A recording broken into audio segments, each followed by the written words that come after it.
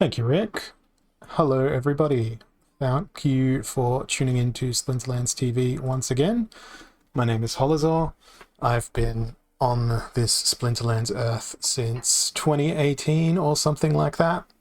And we are currently going to investigate tower defense some more.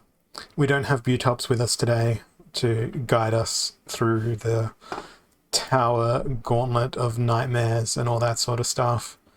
And we are going to see what we can do. I'll just run through the fun part of every stream to say hello to all of the names. So, hey Lucian, hello Brum Brum, Uda Krija, I hope I'm saying that correctly. Imminence, hey Kevin, Farfai, welcome, Boy, and Baby143, Walk the Rigged, Mama Smurf, Bootops, look, I said it right now, and I need to look more closely at my screen here.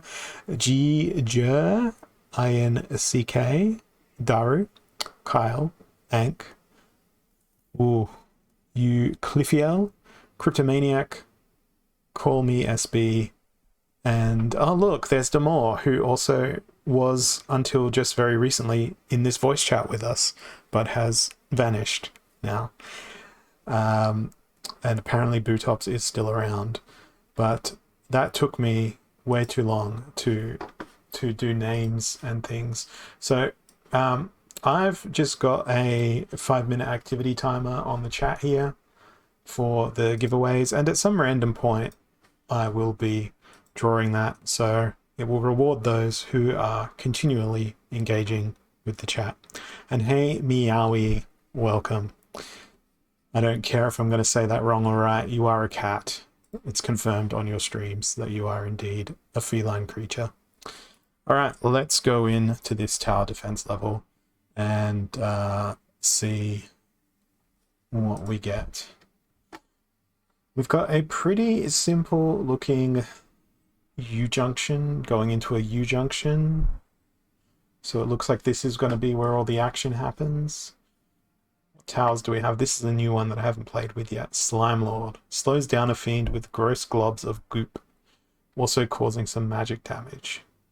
So it makes sense that we want to slow people down. It's quite a good radius on the slowdown as well. There's 4 of them available, so let's put them in the middle point there. Everyone will get slowed down there.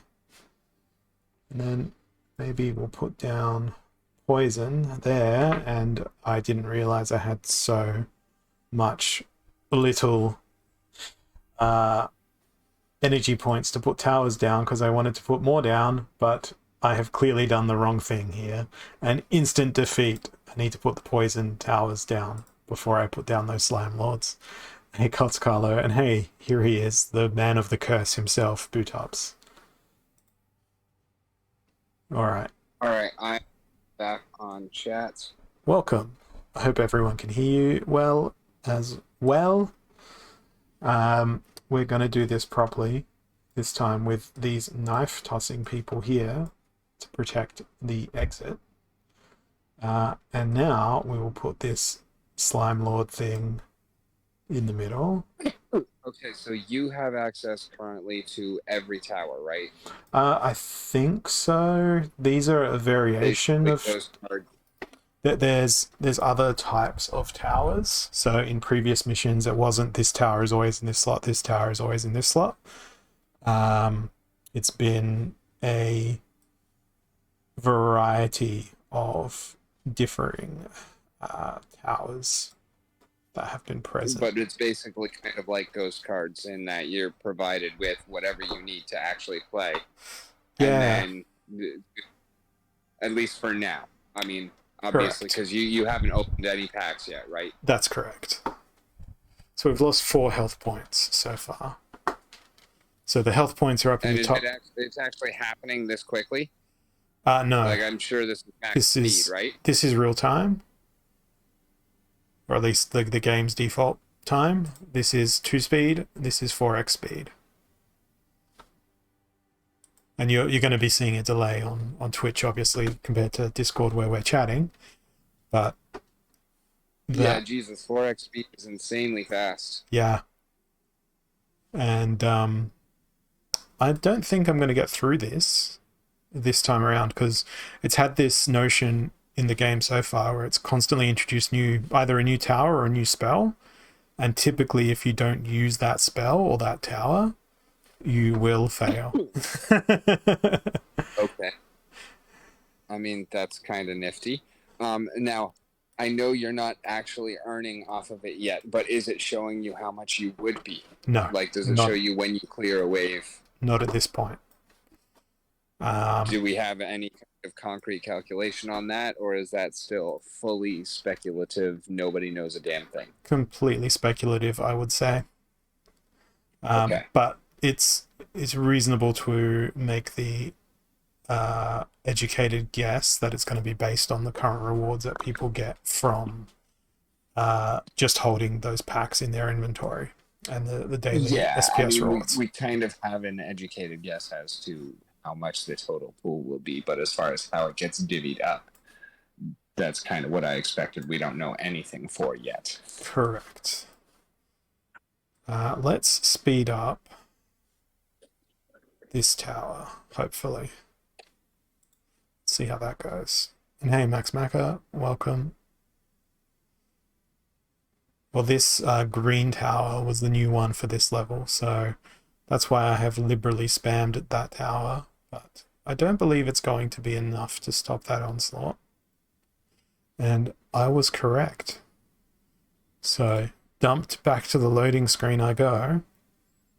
And I don't know if it will let me, it won't let me change the available towers for this, but I would assume in the real game you'd be able to choose which towers you're going to play based on what you've got. This time, I'm going to try this tower that poisons things and put it in the center. That seems like a good position to put something that will slow things down. And then we will make sure we have a roadblock there. Bootops is like, let me help you.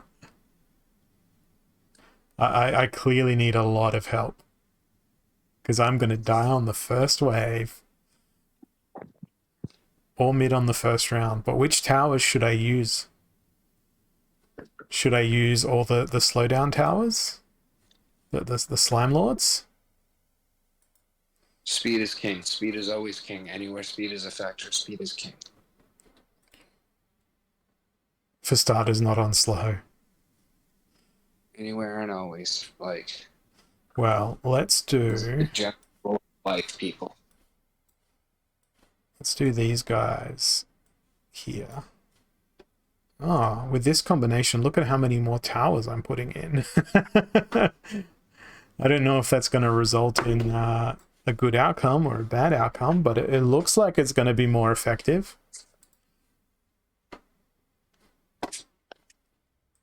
Let's see if it actually plays out to be that way. Oh no. Not one single bit. Bootops is currently losing their mind. And that's okay, because this is quite clearly not champion level gameplay in tower defense. It is the most amateur level gameplay. Because I'm not really a tower defense kind of guy. I'm more of a role-playing and turn-based strategy sort of person. Focus on the slow at the top, says Bootops. We still might win. But I'm also going to put in this. Kick some butt that way. Good job. Well played, sir.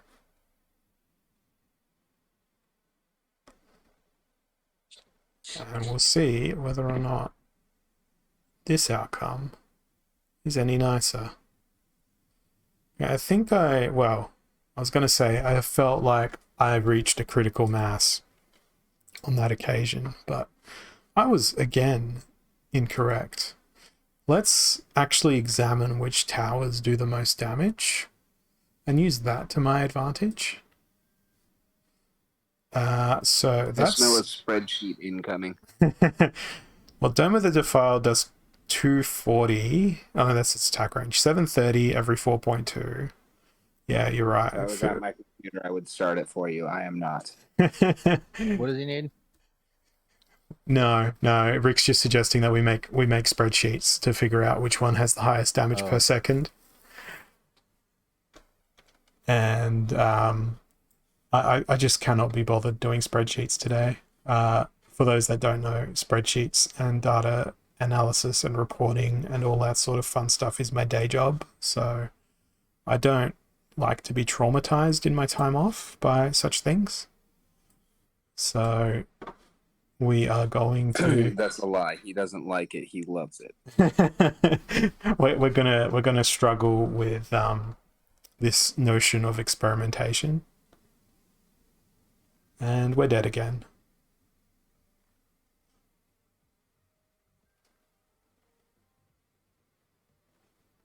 You know, we should figure this all out before the game goes live to make sure that we can maximize our SPS earnings.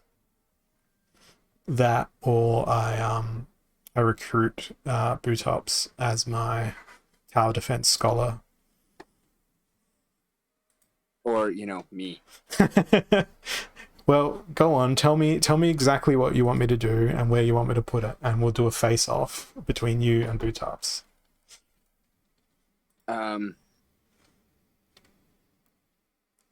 So I'll let him set the because he has more experience with the game. But I would just like a little bit of time to warm up and figure it out. But as someone who was not able to get into the beginning on it, like so Bootops is like obviously DPS. If Bootops is available and willing to go with him, he was your first choice. But I would definitely. Bootops is telling me DPS mid, so I'm just going to put every tower that has DPS in the middle like this. Is that what you mean? Is that what you meant, Bootops? I hope that's what you meant. Because if that's not what you meant, I have very clearly failed. I'm not saying that I'm better than Bootops. I'm just saying that I am also interested in such. And then where should I put the slowdown tower? Should I put the slowdown tower here or the slowdown tower here? Slow tower on the top. All right, so I think I'm going to get the best bang for buck by slowing them down where they're in the fire range of the most number of towers. That doesn't take a fool to realize. And we've put down the Stew of Doom. Then let's make sure that the slowdown tower is firing on all of its cylinders. And then we'll put down some wild, insane, swipey cats there in case anything gets through. And we'll see how that goes. Hey, her out. Or I don't know how to say your name correctly. Well, that didn't work very well. We've lost 2 so far. Yeah, I think, Max, once people figure out the best configuration for any given map, it will be very easy. But if there is procedural map generation in the roadmap. Wow, I said the word map a lot there, didn't I? That would throw all of that on its head, particularly if the positioning of the towers is random, the positioning of the in-game elements is random, the paths are random, and the monsters that get thrown out at you are also random. That would be a interesting mechanic, because if that's all procedurally generated, yes, you're going to have the same tiles in the game, the same elements available to you, but you're not going to be able to immediately look at a procedurally generated level and know exactly what's coming at you or where it's coming from. At least I like that's. And what is your feeling on the entire when you end or when you successfully complete a level, you get that prize, and then it is claim or go home? Well, how do you feel about that mechanic, even though it's not actually present yet? I think at this point I would have wanted to run home, because with 5 hit points left, and a decreasing number of towers available at my disposal. Although having said that, I'm at wave 3 of 6 right now. It's very much that risk versus reward, but I'm looking at my hit points up here of 5, and then I'm looking at this massive conglomerate heading towards my base and about to destroy me. And it's like, yep, I should have opted out of continuing there. Certainly. That was not conducive to a positive outcome. So that level there is downright challenging. I really want to put this poison building in the middle because everything has to pass through that section and be poisoned. And I feel like slowing things down here and here, where everything has to pass through this region while it's poisoned, may work, but it may not work. I told you more DPS near the portal. Yeah, I didn't listen to Butops. Yeah, I feel longer term, lots of DPS over here to pick off everything, but this is the best spot for this poison tower because it will hit everything that comes through.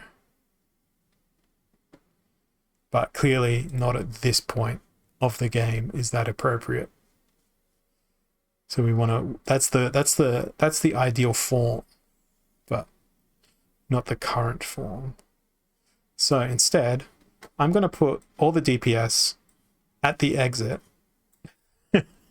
just to see what's going to happen. And then we're going to save up, because if this doesn't work, then we can't place any towers in the second part. Let's see. I don't think it's going to work.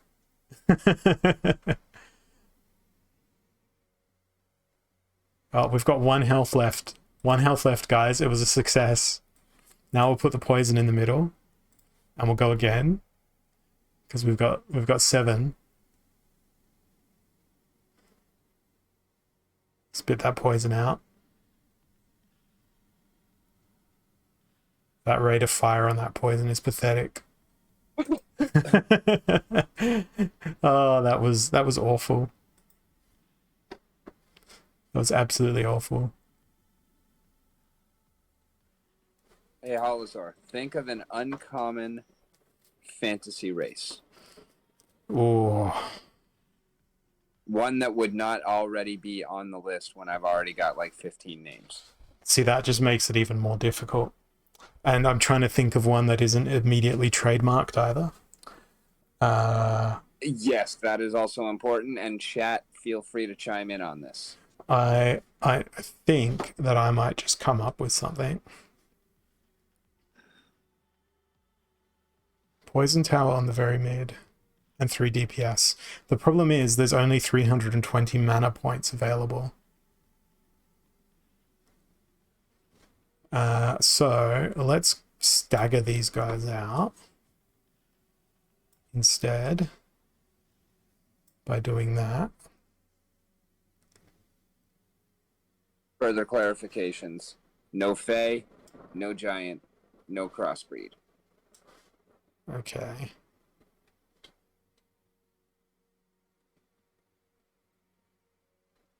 I'm thinking. I've always been fascinated by races that are like tree ants. Where they That are like what? Tree ants? Tree ants, living trees. Okay. And I'm not saying that just because there appears to be one present in the artwork here, but I may also be saying it because it's present in the artwork here. I mean, they're great, and I think they are not part of the scope of this because they are trees. True. They're not birthed humanoids. They are trees that gain sentience. So we are looking for like humanoids that would have been birthed on the planet. Say, we'll call it Pretoria because this is Splinterlands TV. But so we can pretend that we're talking about maybe monsters for rebellion. What about things that Let's come say. out of eggs? Like Yes, perhaps as long as it's like terrestrial though, not like elementals, not like fairies, which would potentially come from, say, some kind of fairy world, which was similar to Pretoria, only very different in very obvious and very subtle ways. I was going to suggest like mermaids and griffins and those sorts. Griffins are not humanoids, so yes and no. Mermaid is actually a good one. Merfolk. Well, this seems to be having a healthier outcome now. We've got more health left than last time. And all of our slowdowns are happening in the middle of the map somewhat. And I think next round we'll be able to do some other stuff. What about the great Lovecraftian monsters? Could you draw inspiration from them? The horrific hybrids? Are you gonna have what are they called? Those grafts that happened in the Lovecraftian thing where people had like tentacles grafted to their anatomy and that would certainly not be a separate birthed race. That would be an incursion of otherworldly forces.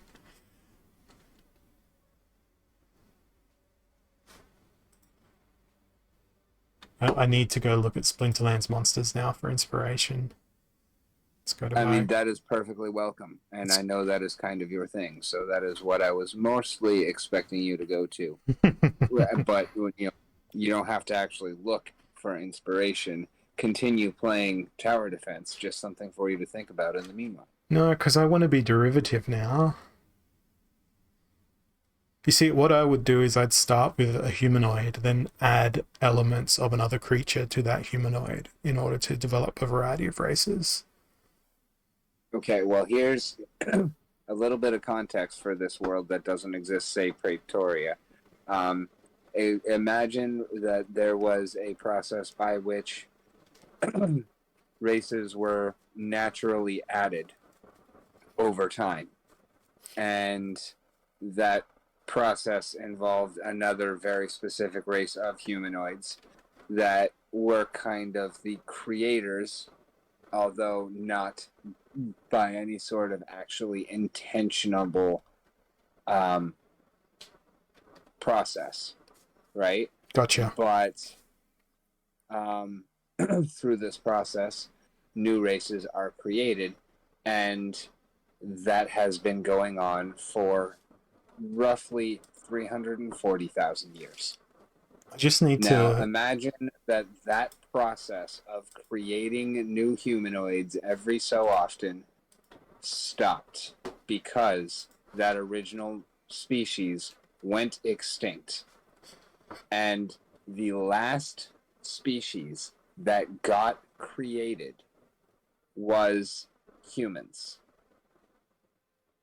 I understand And you. since they've been around, this So is the last 10,000 years, you start they off have screwed everything up. you start off with a Jared Scar and a Myrtle Guardian, and then you end up with a coastal nymph somehow. Then you have a coastal nymph and a something else. Then you end up with something slightly more human and slightly more human and slightly more human. I was just scrolling through this artwork and I've never noticed this on Jared Scar before. But if you look at the coin that's being tossed, they've actually illustrated the coin in flight and in heads and in tails, which is an awesome little detail. They definitely do have some amazing details in the artwork, and yeah, that's awesome. That's just... All right, so for Jared Scar's hippo people, if, say, you had this section of world where Pretoria were, say, divided into, 6 areas instead of the 7 it is, or let's even just count out one of the 7, say, and one of those sides was ice, one was water, one was desert, one was forest, one was water, desert, forest, ice, Swamp. swamp. Correct. Out of those 5, where do you think that Jared Scar's hippo people would hypothetically, as it were, where do you think that they would have been birthed? I think the swamp would be an appropriate place for a hippo. That is exactly what I was thinking myself. And in fact, that is where they are going to be the most fun to play with, because I already have a pretty well developed system set up for the swamp. And it's one to which, like, well, without being facetious, good sir, you do live in Florida. Florida is primarily We're one giant swamp. It's hilarious. The swamp that I envision was built when I lived on the mountain in Colorado. I could see it from all the way. Exactly, and it in and of itself, the swamp that I developed for Galil, kind of in and of itself actually shows you exactly how I feel about this state. And there is a lot of that in there. And then I ended up just coming back, and it was also, a lot of it was really built off of a single book that was, and this is the problem with like third-party publishers and like 3.5 specifically for D&D, because I got like so much random stuff for that game, just random third-party publishers, and like I don't even know how to begin to go about finding replacements for some of that stuff. And yet it was so good, and I have so much stuff out of it that I want to use and don't remember fully, because like if there was one standout thing from a book, I can remember that and like have it pretty good almost immediately. But when there's literally, I want to use half of this book, that is so terrible to lose access to. And literally one of those books provided so much of what I wanted to do in the swamp, and it's one that Liber Bistarius. But what I would remember the name of the correctly, Liber.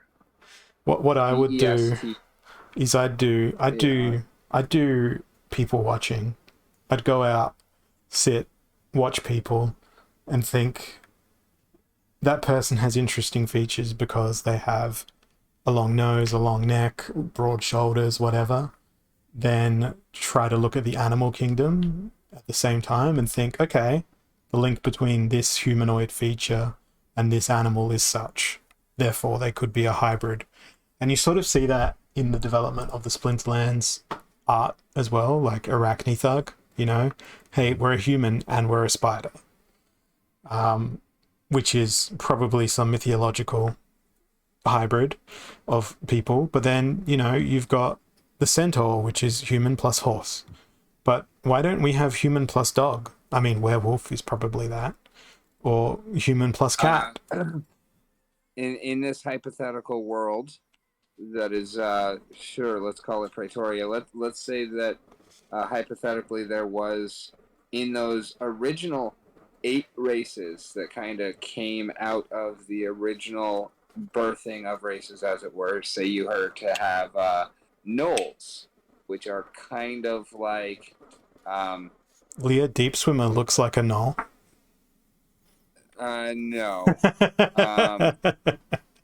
Gnoll is more like half person, half hyena. Well, I was thinking along the lines of rodent type features, and Leah Deep Swimmer's nose reminds me of a rodent's nose. Gotcha. Same with the angle of the eyes as well. Now I feel like there will also be the rodent people make Well, appearances as well. But so we have a significant list of races to fill, and we're going to simplify with the list that we actually make. I only need a few dozen.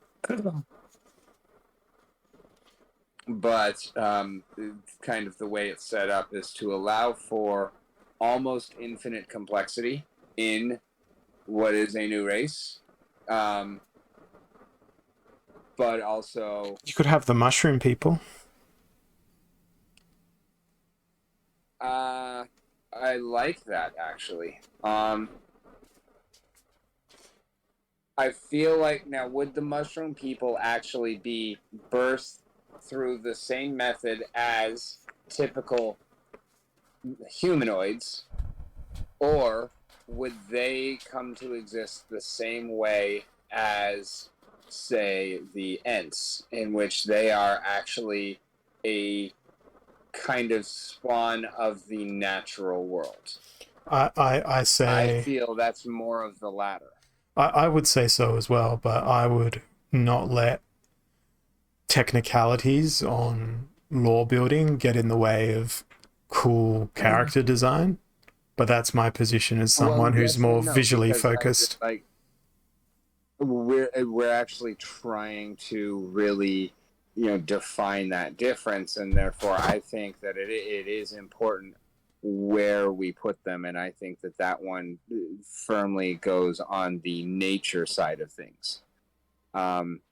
Whether or not we combine nature and fae, I'm kind of leaning towards no, but it might be combined.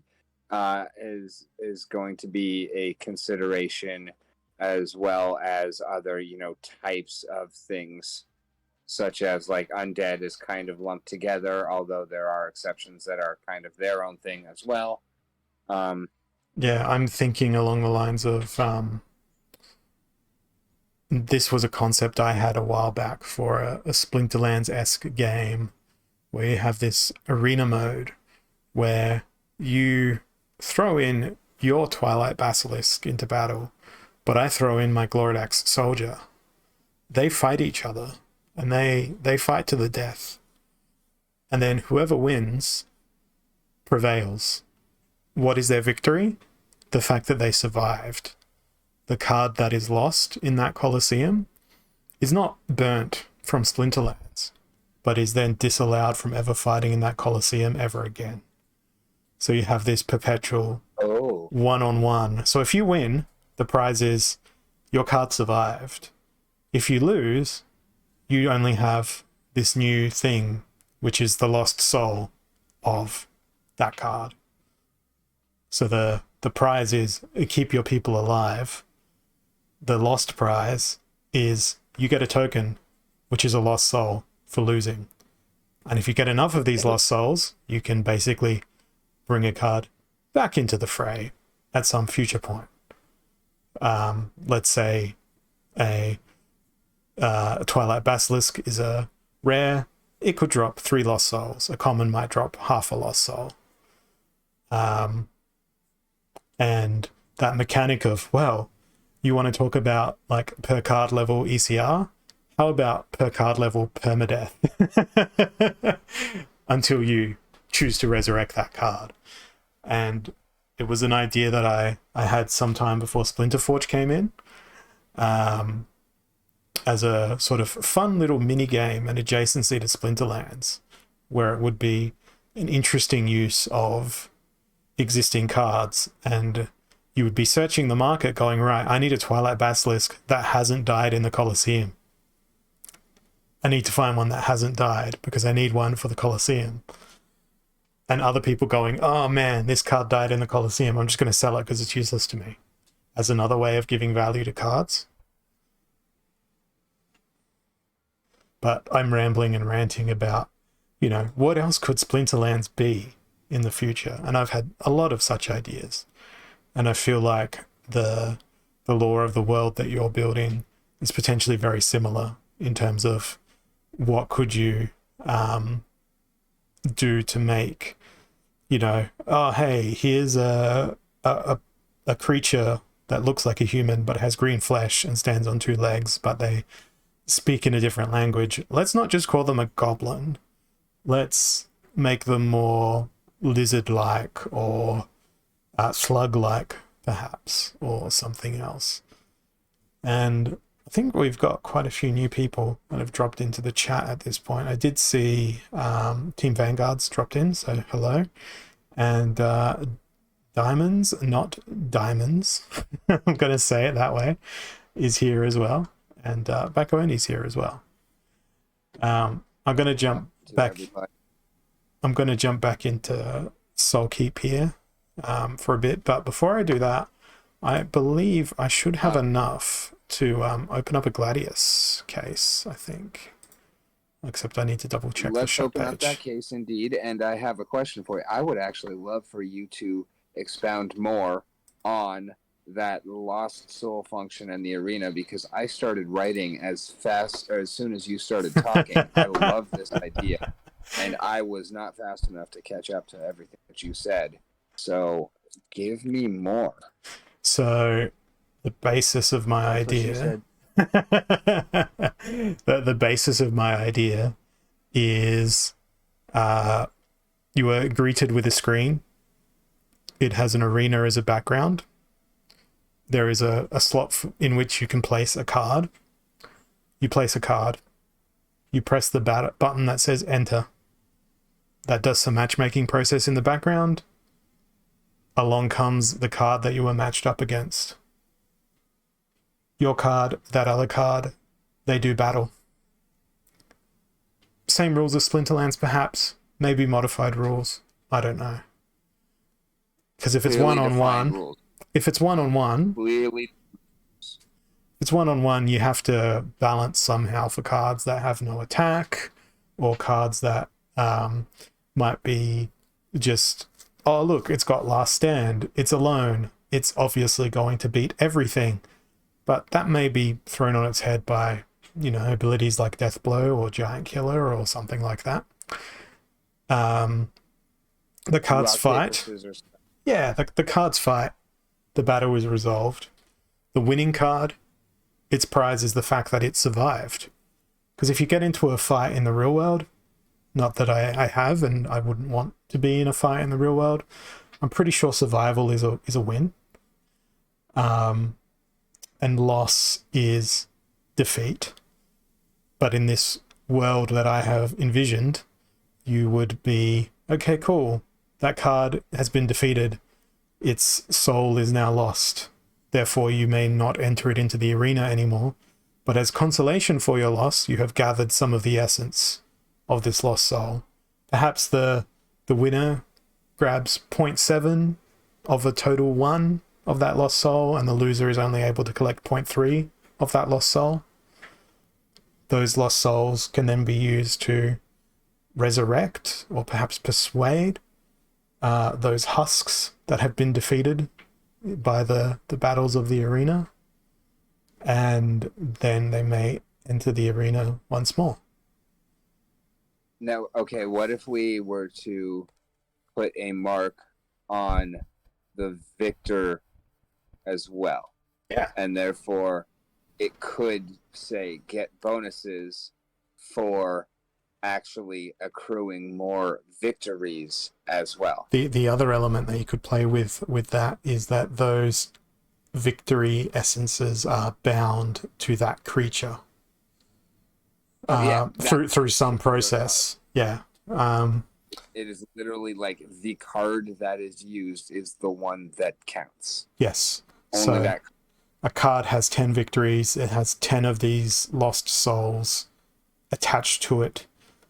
And then if it were to lose in a future battle, then those 10 lost souls would then be divided between the spoils of the victory. Because, hey, if survival... Oh, no.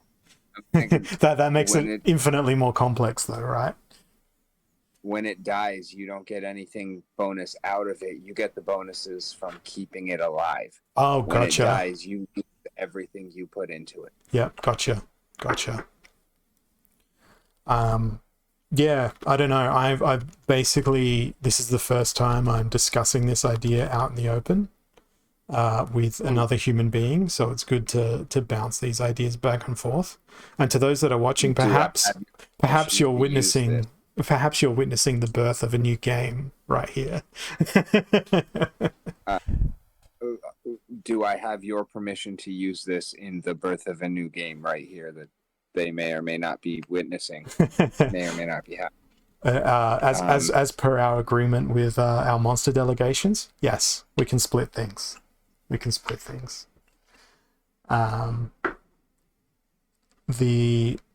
I just think that the notion of the additional utility that could give cards. What I'd really love to see is a Splinterlands arcade, like truly an arcade where it's like, cool, I've got my Splinterlands cards. What are the 483 games I can use my Splinterlands cards in? Someone might build a Pokemon style game. Someone might build a dungeon crawler. Someone might build a Diablo clone. Someone might build a Dark Souls roguelike type thing, or someone might build a heavy story-driven RPG. But everyone who owns Splinterlands cards I really like that. can jump in, right? I feel like that's what the team envision long term. And I feel like Splinter Forge is like the first mover in that world. All right. I think I have a new vision thanks to that. There's one thing that I am, Rick, and it's stupidly ambitious. Would you feel like taking on a not insignificant job or task? That's a gentle way of asking. The game that may or may not be in the works, or may or may not exist, or may or may not be going around that bush there, Rick. Would you be prepared to expend your labor mercilessly on an idea that may or may not succeed? And the answer is always yes, because I wake up every morning and I go to work and I breathe. But see, if you don't take those kind of chances, you never know what you it could be the one that worked and you missed it. If you can do it, why not? I'm always wondering if you can, if it's worth it, if you can do it, why not try it? I need to pause here and say hello, Yami Tea Kudasai, because every time I see your name, I just want to say your name, and I've never really done it before. But when I watch other people's streams, I'm like, it's just such a fun sequence of syllables to say. I hope everyone agrees with me. I 100% agree. It is genuinely pleasant. Hello, Yami Tea Kudasai. Everybody wants to do it. Everybody wants to say it. I feel like that could be the first. Hey, Farfai, I haven't seen you in a while. Yeah, Farfai ran away because I gave them a gold foil lily on a stream a couple of weeks back, and they're like, "Oh, cool, I got it, thanks." And I'm like, "That's your only reaction?" But anyway, let's go open these Gladius cases, because I have 3 of them. I thought I had enough for one of them, but apparently I was incorrect. Oh, and there's Kira. What's up? Everyone's here. Haven't seen y'all in a minute. I don't even know how many people are watching on the stream right now. 73. That's not bad. Oh, we've got an epic in this pack. I hope for Bakawani's sake I get another Quora to extend their suffering. Are you... Oh, it's a Gorth. Are you doing... Monster March? Yeah.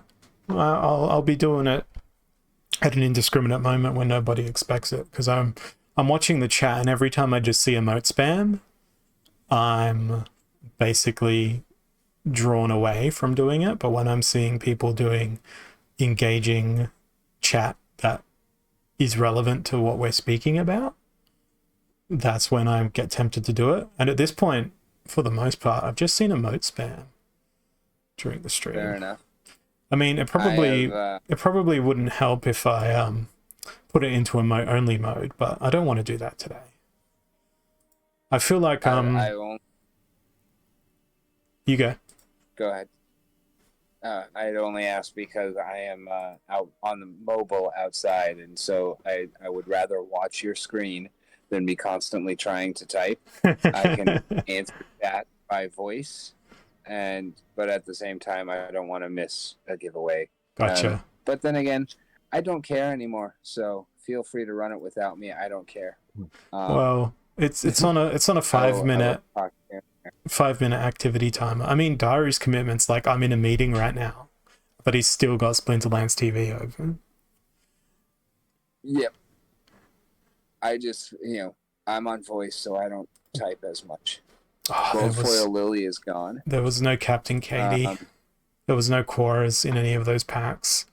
So instead, I'm just going to open up this last Chaos Legion pack that I've got that's been sitting in my account from some daily rewards. And we'll see what happens here. Listening while on a work conference call and salvaging in Star Citizen. That seems like the biggest job ever. Doing both of those things at the same time just sounds horrific. Yeah, honestly, like most of the time, I'm pretty much on Splinterlands TV 24/7 because I love to support the channel, and so my main is on all the time. It has caused problems when I'm streaming on Splinterlands TV specifically, so I have been closing it for that specific window, and then there have been others lately, but generally I'm on 24/7. On Splinterlands TV. And I've just drawn our first winner. And I'm always, my Prime sub goes to Splinterlands TV. So does mine. But, and so a lot of times, if I don't actively have something specifically that I am listening to for background music, it's what's on instead of music. Like, I just listen to Splinterlands TV. Because of the times at which that is most likely to happen, there are a lot of people that I am a lot more familiar with than others, but I have been trying to reach out equally to everyone and, form more bonds within that community. And it has been very fruitful and awesome, and it's wonderful getting to know everybody. And now we get to do a wheel spin for Bakoeni, which is a very, very deserving winner. Bakoeni's been in the Splinterlands TV ecosystem since the land before giveaways. And we're going to see what they get. And you can probably get the audio through my PC this time, which is rare for me. Lobstradamus is not a bad card. Lobstradamus is very underrated, but I think the best feature about Lobstradamus is his spectacles. His tiny little spectacles on his tiny little lobster face, and his little top hat. Oh, it's not a top hat, it's a wizard hat. Lobstradamus is low-key one of my favorite cards. Especially when I first started, blue magic was supremely powerful. It still is. Oh, then you wouldn't mind giving that one to me then.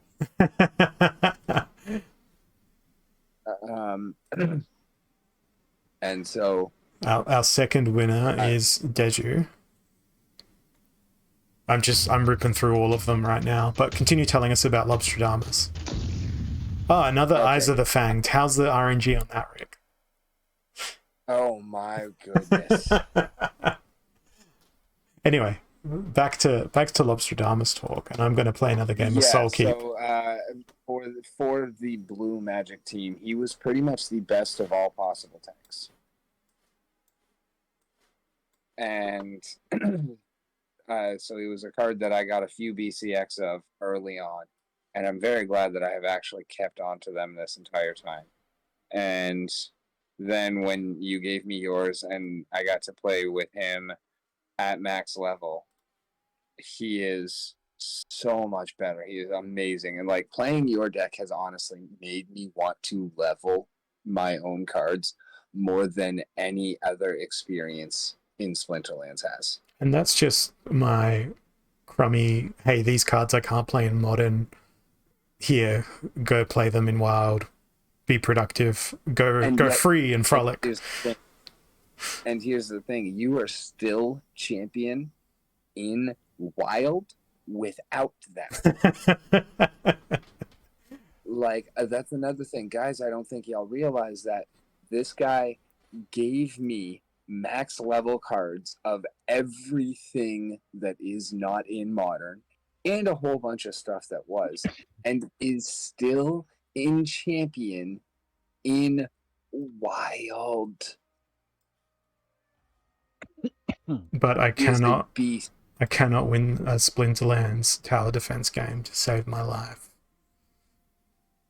It's a different game that is totally actually, and quite frankly, I'm actually very glad for it, because it would honestly be really, really kind of poopy for the rest of us if you were able to come in and be magnificent at it and just be that much further ahead of the rest of the field. Kyle Yup is like, I hear whales in the distance. I hear the calls of whales. I'm right by the sea. And I mean, I get you and whatnot, but like, honestly, in terms of whales, you are probably, you're definitely in the top 5% in terms of account holders of everyone who actively plays. Gotcha. I would venture to say that you're higher than that by a large margin. Could be wrong. I'm just guessing. I have not done any research into that, but I absolutely get the feeling. I thought for a second you were going to call me like the benevolent whale. I mean, I wouldn't be so trite as that, but it does kind of fit. As some of y'all might have noticed, when Holazar was speaking while it was mine, I was playing whale noises behind him that only the people on the stream could hear, and it was absolutely hilarious. I didn't even realize that was happening because I was clearly only listening to you in Discord.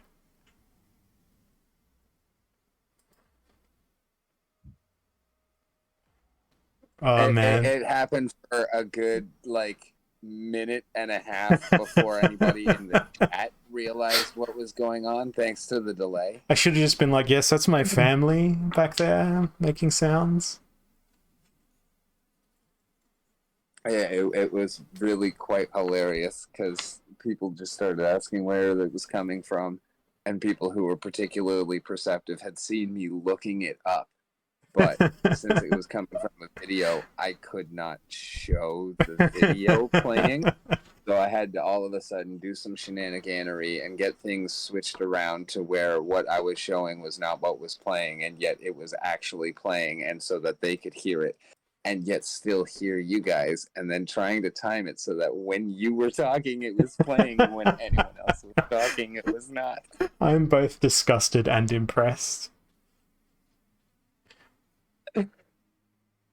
It was definitely fun, and I'm so glad that we were able to make that happen, because it was when you were talking about land, and like right before I stopped everything, like, this guy just said that he's got 91 plots ready to go.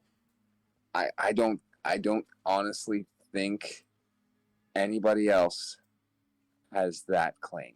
I don't think Neil McSpadden's got that. I don't think Matt Clark's got that.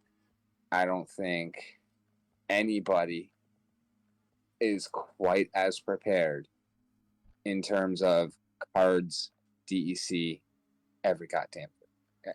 Like, I feel like instead of having the Splinterlands music in the background of my stream, now I need to find open source royalty-free recordings of whales and have that in my background of all my streams.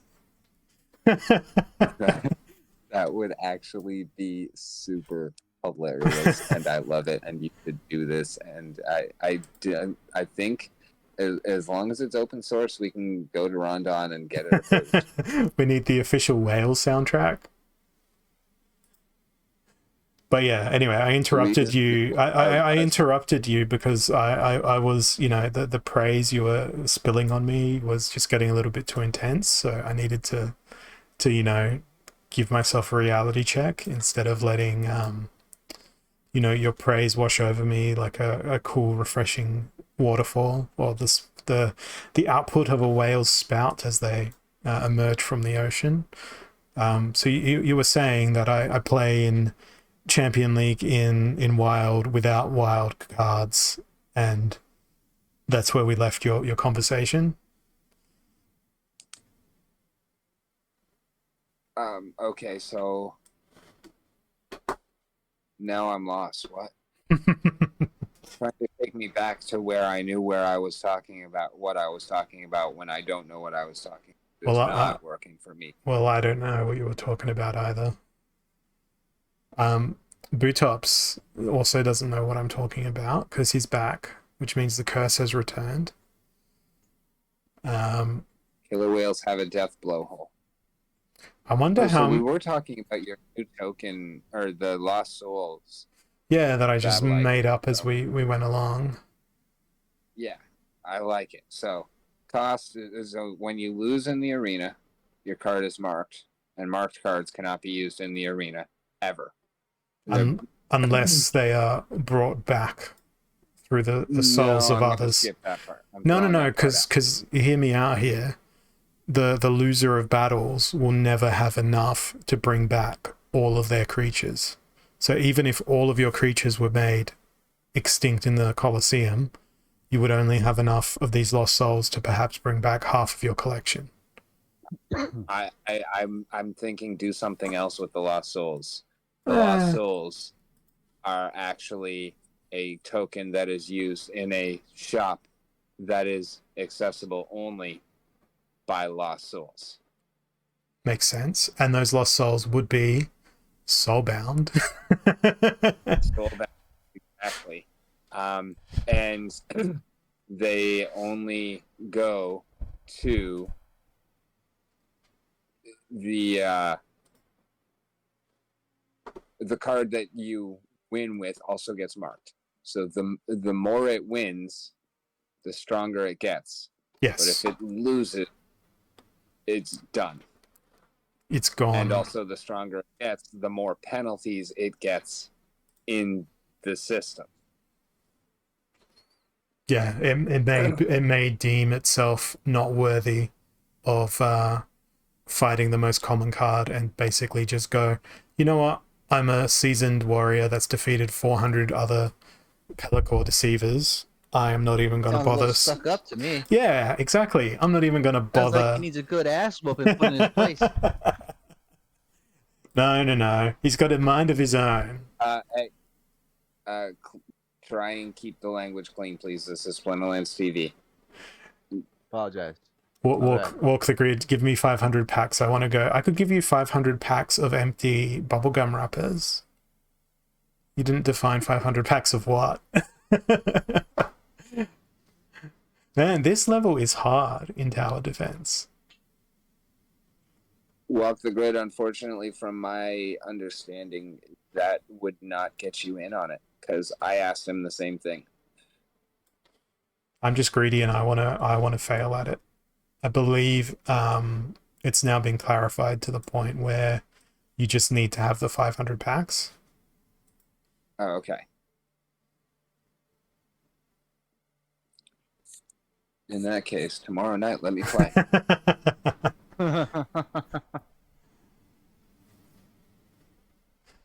Entrance those things, says Bootops.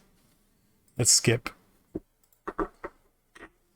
You mean the defiled ones? Like this? The highest production points, because on my stream it's a production point. We use the full word. You don't like talking about the size of your PV, Holazor? I like talking about the size of my DPS. And it not being large enough to conquer these monsters. Although so we have we have one health point remaining. And let's health point. Yes. Because I understand an hour. Yes. But half. What about a honest man? It should be an honest man? Honest. Yes. If the next word starts with a vowel sound, it's an an. If it's a consonant sound, it's an a. About H. Look, because H is kind of the exception to that, right? English. If it's English If it's wasn't a my... you're saying it like a hat, but an hour. An hat? But it's not. But the H isn't. The H is actually silent in hour. It's the Exactly. OU that's because so it's not really the H isn't really an exception because if it makes an H sound, it's the consonant. You're actually making an OU sound because it's using two vowels. Look, The H is silent. every time I get into conversations like There's a this, bunch of letters like that. yeah, I just remark to myself that English wasn't my first language. My first language was the wails and screams and cries that I made as an infant, and English just came along after that. That he just said his first language was whale. Oh, I didn't even set that up that way, but Clip of the week, that somebody. Clip of the week right there. that should definitely be clipped. Please, somebody clip that, because that's some great top level banter.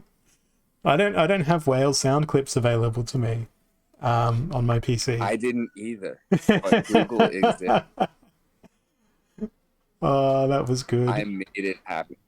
It That was was good. amazing. But when I used to work in a call center and people would comment on, oh, you guys just employ people in country X or country Y because it's cheaper, I would pull that line of, look, English wasn't my first language, and then people would be suddenly very perplexed and be like, why? What language did you speak first? Because you speak really good English. And my response would be, well, I cried when I was a baby. That was a sort of language. I'm pretty sure everyone in the world cries like a baby, and it was sort of this underhanded insult to the customer on the other end of the phone. It's little wonder. It's so much better. It's very little wonder that I was allowed to talk to customers on the phone for as long as they allowed me to do. I did not. I know that you had worked in call centers. I actually share that particular chapter of Horror Story. And yeah, that's pretty much nailed it. I remember one of my colleagues one day talking to a customer, and they wanted a really small, insignificant credit put on their bill for a reason that wasn't really appropriate. And he thought he had the customer on mute. And he's like, yeah, we'll give the customer the $3 or whatever it was, but we'll round it up to $5 so they can go buy a box of tissues to wipe away their tears. And he hadn't realized that the customer was not on mute. And they were pretty outraged, as you would understand that they would be. But do you have any stories like that of your time working in a call center, Rick? Honestly, like, as someone who I have a rather interesting approach when I call in somewhere. Yeah. But if I called in for the first time and was reported or was responded to my $3 claim with a offer of $5, I would be pretty happy with that, and I would walk away. I when I call up to call centers for whatever reason now, one of the first things I say to the person is, look, I've worked in a call center. I'm not going to be like all of your other customers. Relax. I know what you're going through. Let's get this done. And you just feel the pressure and the tension get out of that person's brain. And it's great because you actually treat them like a human. And then right. they're inclined to want to help you more. And I also have the tactic of back when his response is like, oh god, they're not going to be like a regular customer, they're going to be much worse.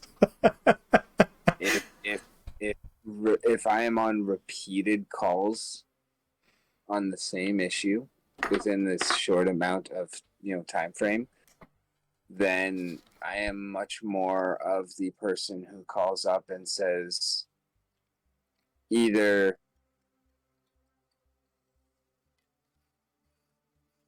who is your least favorite employee or who has pissed you off today, because I'm about to give somebody a really bad day. Point me at them. That's cruel and unjust, sir. UTOPS has provided some additional instruction. Let's do the thing again, mid DPS, but this time level up the towers instead of putting in new towers. So this particular formation, I think, seemed to work pretty well because it covered off most, if not all, of the entries and exits. Gave an opportunity for all of the towers. I think that's what you meant, Butops. Or perhaps I got it wrong. Wrong towers. I needed the ones that cost 80. Teach me, senpai.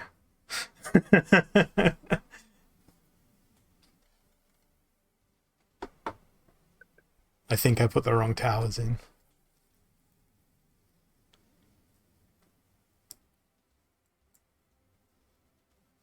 Yeah, I did. I put absolutely the wrong towers in because these are the really expensive ones to upgrade. They're ludicrously expensive ones to upgrade because I can only upgrade one of them now. Oh no, I can upgrade like 2 of them. Let's do that. But I've only got 2 health left. Maybe this is a start ludicrously slow to build up. Oh, my hair keeps going into my eyeball. It's unpleasant.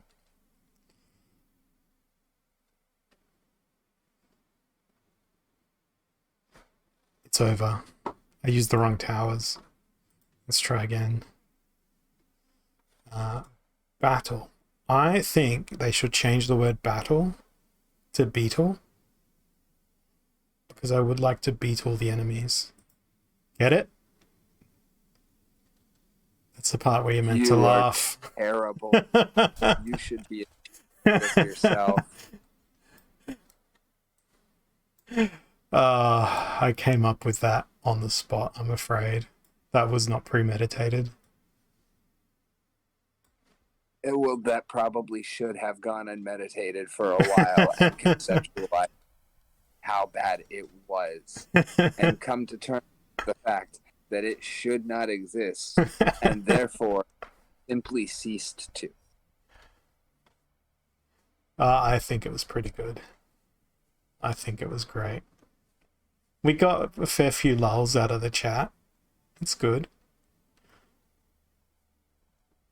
I didn't say it was bad. I just said it should have realized that it was terrible. I've got a lot more of these terrible jokes.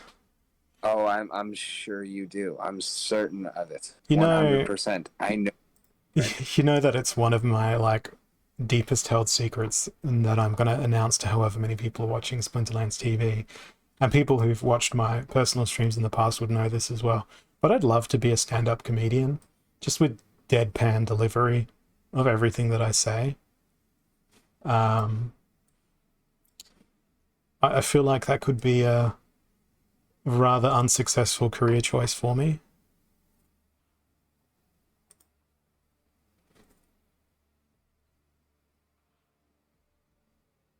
Because I've got a question for you, Rick.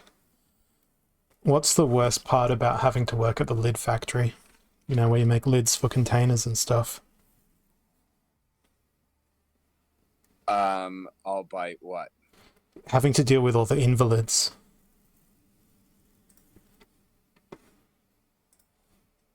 That's the part where you're meant to laugh. Follow that with the joke that immediately comes to mind. And therefore I am going to stop talking right now. I'm just a terrible sort of person. That was pretty bad.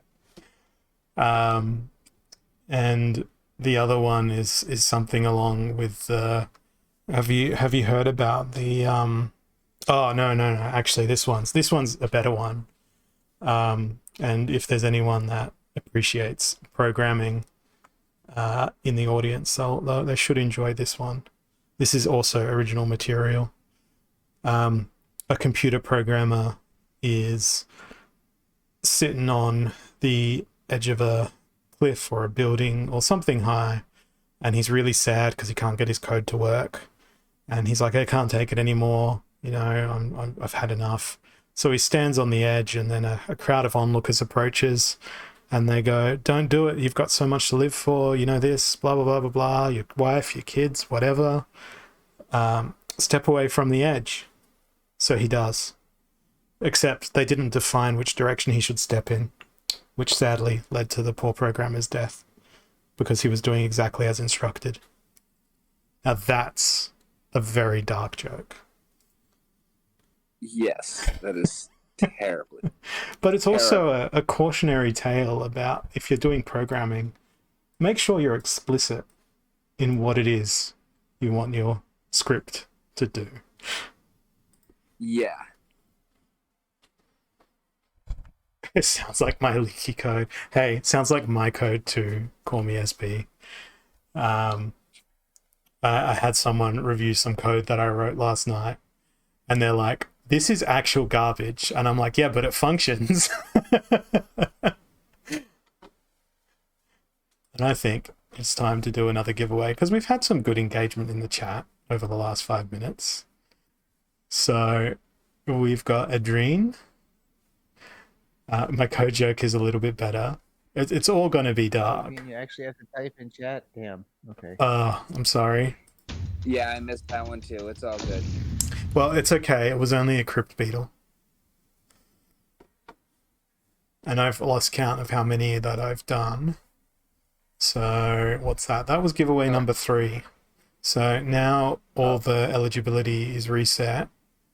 And I'm going to set the activity timer to 10 minutes now. So spam a message into the chat. And who knows, in 10 minutes time, I might draw it. Or perhaps in 11 minutes time, I'll draw it. Maybe I'll draw it in 12 minutes time. I'm not telling you when I'm going to draw it, because I'm governed by this thing called free will. And we'll see. But in my mind, I've got a time. Adrene in the Twitch chat has gone, Hollow did mention a beetle, though. If we just go back to that joke about, trying to beat all the enemies. Okay, yes. Yeah. You terrible, terrible human being. This is Holozor's pun hour. Welcome.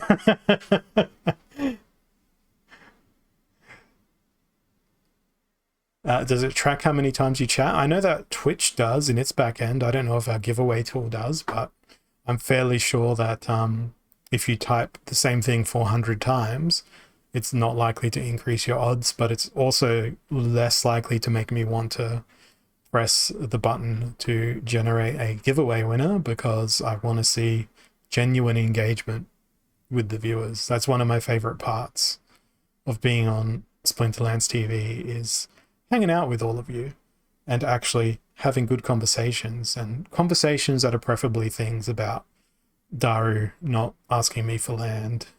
That's a typical constant in my Splinterlands career.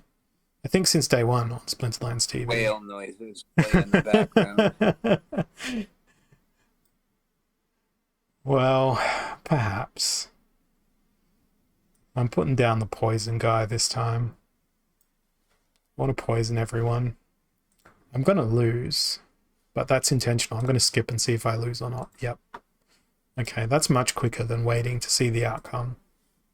Lucky this game doesn't have an energy system yet. Because they want you to play test it and find things wrong and break it and let them know, and so they can fix it. Well, the thing that's wrong is I'm bad at the game. And that's not fair, because I should be good at everything. Well, right? That in and of itself is why it's actually an advantage to be in the beta, because you have the chance to be bad at it when it doesn't matter and get better at it, so that when it does, you are already ahead of the learning curve. Or I could be the key message for... Tops is able to give you the advantage of, having some wisdom and helping you to know how to do it. Or I could just be one of those people that... Where did my brain go? My brain just, flew out of my ear there. All I'm going to say on the matter is I absolutely love tower defense. I remember what I said now. level. I'd need to play the tower defense on your player. Right? I'd need to play the tower defense on your get good scrub account because I really need to get good at the tower defense.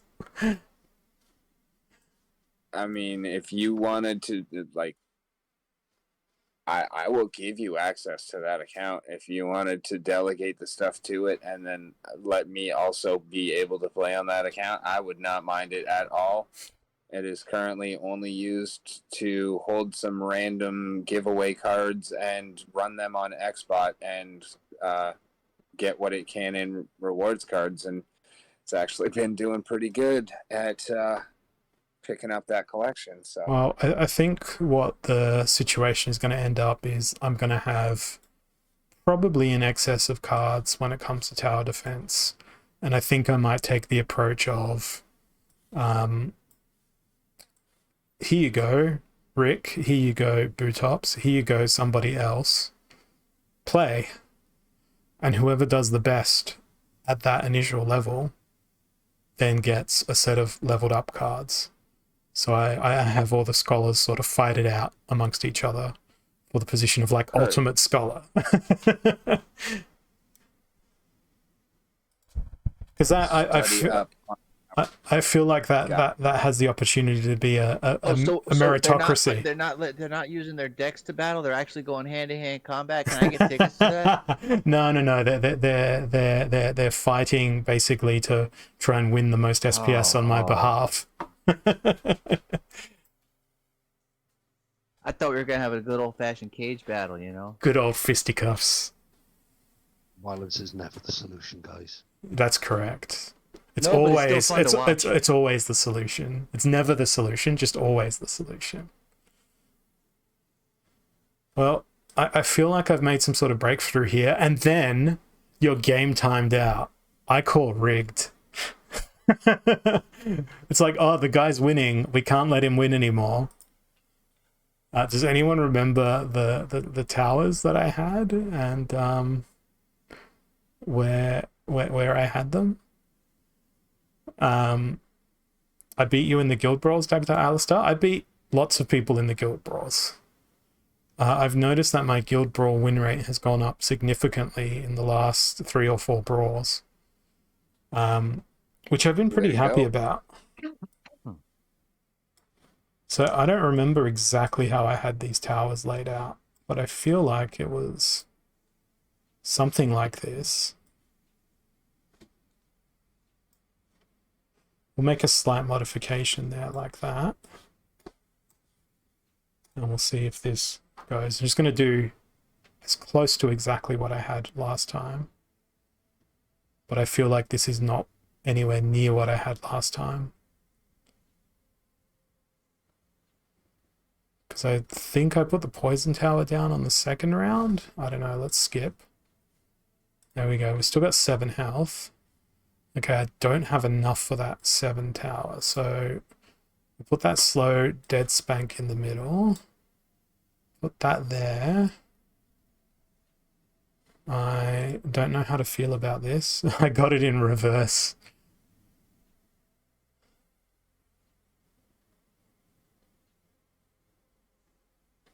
Let's see if it, we'll skip that wave. We've still got 7 health, so that's good. I still don't have enough for that scarab. So we'll put in these knife throwing thingy-me-doos. And we'll save that. Dump that there. Hopefully at the end of this wave, we'll be able to put in that poison tower. Skip. Wave defeated. I only have 6 health left now. Great. Now I can put in Plague Tower. And that uses up all of my points. And let's skip that. We still have 6 health.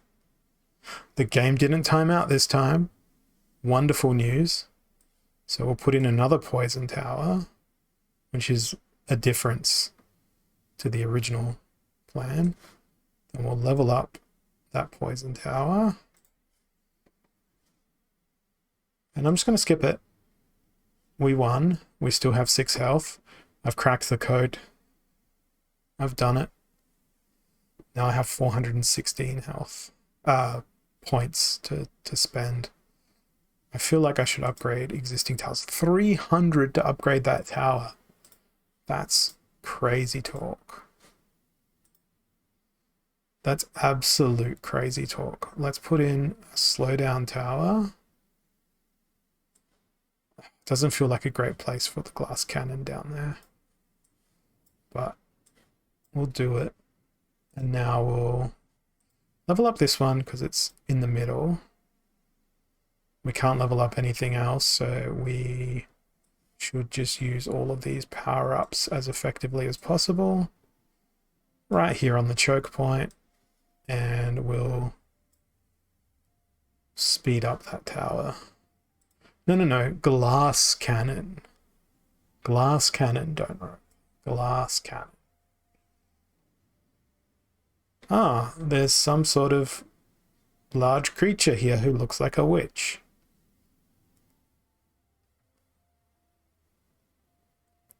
I think we might prevail. She's summoning fiends, guys. I don't think that's okay.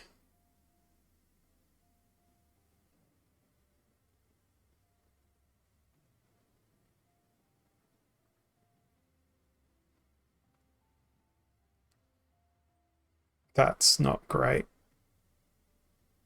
That's not great. I have 1 health left. Oh no. That was terrible. I wish I could redo that wave again. That was so close. That was tight, man. I feel like that's what Agrod was talking about on the town hall when he's like, I got so far and then and then I lost it. And now, okay, so correct me if I'm wrong, but when you replay again, would you have that exact same wave ever again, or is that all procedurally generated each battle? I think it's the same. You will never have the same wave each time.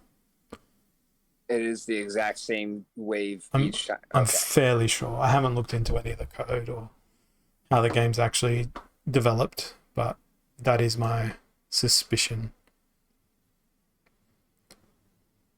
Okay, let's skip that wave. I did worse that time because I didn't remember how I put my towers. So I'm like, yeah, it was something like this. That'll do.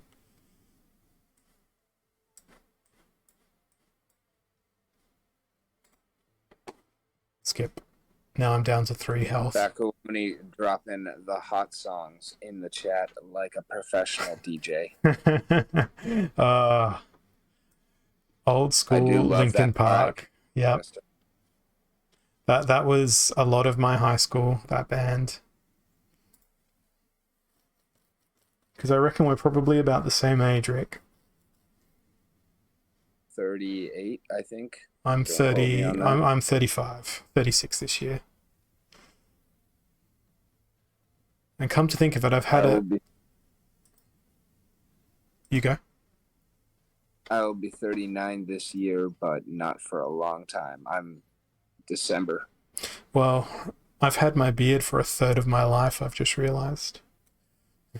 I mean, I had a goatee in my last 2 years of high school. And I was in the Marine Corps for almost 4 years, so no facial hair allowed. That. Yeah. But then since then, pretty much it's like I hated razors and just the expense of constantly going through replacing razors, what it did to my skin. I just hated it, and so ever since then, like, had various levels of trim on my beard, but like Dude, I hated those razor scooters too, man. They hurt your shins like hell. Oh, that was good. That was good. Yeah, I you see, for me, those Gillette ones, they always cut up my feet. And those razor ones could never deal with my facial hair. So, you know, it Was I using the products wrong, guys? Is this why Manscaped was such a thing on YouTube? Is that why? Like, people didn't realize that you shouldn't try? I have that that Gillette, like, it's like a 6-in-1 deal where it has, it's got the different guards for the different lengths of beard trimming, all the way down to this, just the straight trimmer, and then it's got an attachment for the shaver part. But it doesn't really work right if you don't use the right shaving cream. Yeah, If you use like if you use like generic, like Walmart brand gel, if you don't use the Gillette shaving cream that's for that particular style razor, it doesn't quite work right. You don't get the best shave, and the blades dull out real quick. Yeah, my view was it made my skin itchy and feel like trash. And time for another dark joke here. But not quite. I like it. I haven't shaved in like 6 months, so I love it. Razor's nothing. No, not quite the truth. But my dad wasn't around when I was a kid to teach me how to shave. He left to go get milk, and he never came back. That's not actually what happened. But no, my father did leave just at that age when I was like, oh hey, I could probably learn how to shave, and it was like, nope, he's out of the picture now. Ciao. So that was another thing that led me to the facial hair path. I was handed an electric razor and said, here. I remember going to school one day, and they're like, you can't be in like grade 10, I think it was, and have a beard.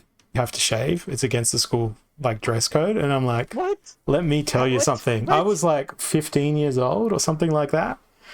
And I'm like, no, that's not happening.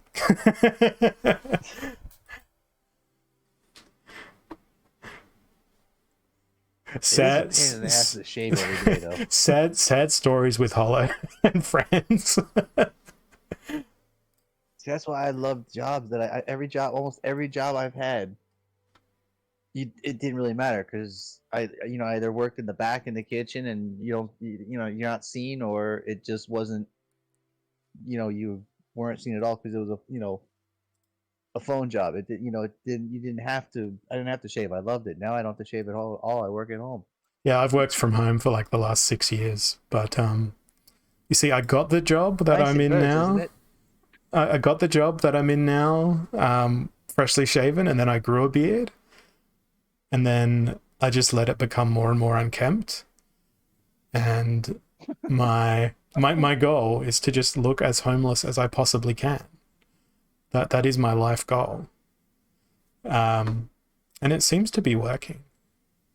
It's a good time, because people tend to get expectations if you like wear nice clothes and have this outward appearance of stuff. I know that's changing real quick. I know that's changing real quick though.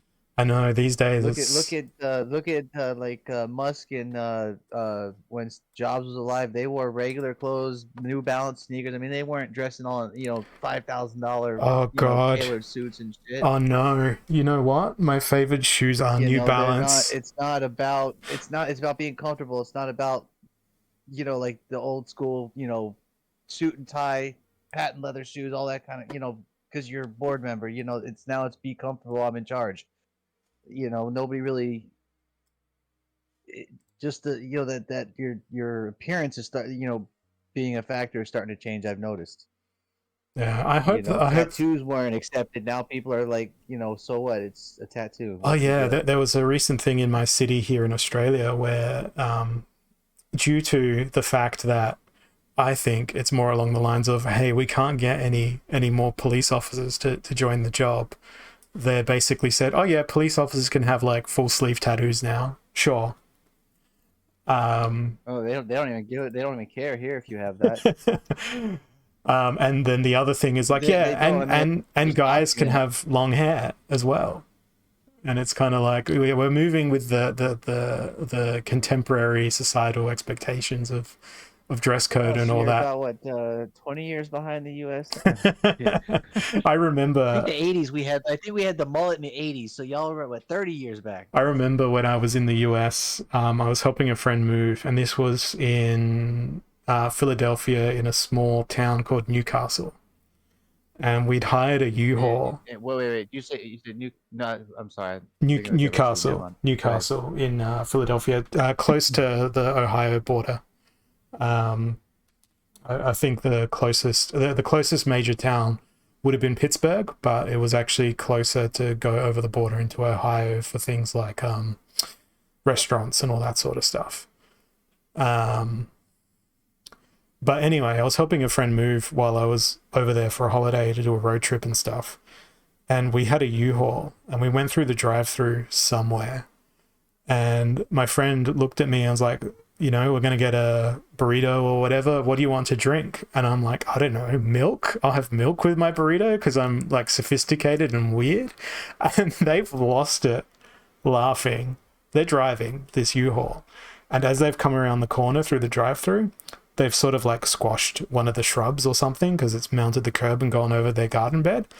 And the person in the drive-through has just gone absolutely mental of, you squashed one of the plants where you guys have vandalized our property and now you're laughing about this and we're going to call the cops and stuff. And I'm like, no, they're laughing because I asked for milk with my meal. Don't you think that me asking for milk with my meal at this Mexican drive-through food place is hilarious? And they just got angrier and angrier and they called the cops. So we like just parked the truck in the car park, waited for the food. The cops rock up, and this whole thing of you being like comfort over uniform. I remember the first guy who jumped out of the car. He was this massive dude, like 6'4". His shoulders were probably taller than, because the US don't use metric system, I'm going to say 7 roast chickens wide. His shoulders were. So that would be a half American wine. It was a unit, this guy, and I'm a pretty big dude. I'm a pretty big dude. I'm like 6'2" and 110 kilos, which is like, I don't know, 220 pounds. Yeah. Like I'm a big guy, and I'm looking at this guy like, damn, you're a giant. And he's he's gone and talked to them. Then he's come out and he's like, so what happened here? And we explained our series of events, and he heard my accent, obviously not being American, and he's like, you're not from around here, are you? I'm like, no, man, no, I'm not. And it's like, so what do we got to do? Like, do we need to like pay to replace the plant that we drove over? Like what, $50-$100? Like, what are we talking about realistically? And he's like, dude, that is absolutely fine. Like, there is absolutely no issue with what you guys did and the way in which you responded. These guys have just like completely overreacted, and I really suggest that you don't eat the food that they're about to bring you out. And I'm like, can I ask them for a refund? Because it's taken so long for them to get the food out, because it was like 20 minutes after we'd gone through the drive-thru. He's like, actually, yeah, you should ask them for a refund. So we went in and got a refund, and then we're like, yeah, and we'll pay to replace that plant. And just like gave them $150 or whatever, and got them to write down a thing saying they would not pursue any further damages or whatever. And that was the day. And it was hilarious. And yeah, I don't think those cops went to work thinking that's what they were going to have to deal with at work that night. Then again, we had a guy here in Florida got pissed off because he ordered a large fry and got a medium. So he went and got an alligator and threw it through the drive-thru window. I don't think the police were expecting that call either.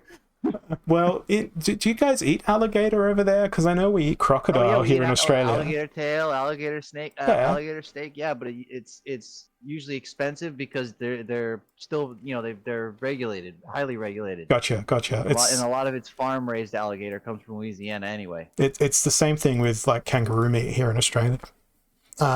Now, what they do let you have is when they open up the python roundup. Mm-hmm. You bring your snake in. You get paid for your snake, and you can keep it and eat it if you want, because you're bringing it in dead. They don't care. They need the snake supposed to gotten rid of. It's the same thing. It's like a 3-day event that anybody can go out and catch these snakes, and they pay you for every snake you bring in, either by, I can't remember if it's by weight or by size. Isn't this a Simpsons episode? I could swear this is a Simpsons episode. Oh, they probably predicted that. Yeah. It's just like we here in Florida, you know, y'all anyone in a cold climate that gets snow, you guys get like, you know, snow warnings or, you know, ice storm warnings, stuff like that, or, you know, falling something with ice or snow, right? No, we don't get that cold, but we get falling iguana warnings. I'm dead serious. It'll be on highway signs and everything. Watch for falling iguanas because it gets just cold enough for them to be when they're in the tree for them to actually just kind of pass out because they're cold blooded and they end up falling out of the tree. Oh, And then you get hit by a 2 to 4 foot long lizard. we got to the same point in the game, and I died in exactly the same way. Oh, but it's funny when you're driving down the highway and you see on the same billboard that they put Amber Alerts on, and it says "Watch for falling iguanas" or "Beware of falling iguanas." That's hilarious. I Yeah, can't. that's the warning we I get. can't say we have that with kangaroos or koalas here in Australia.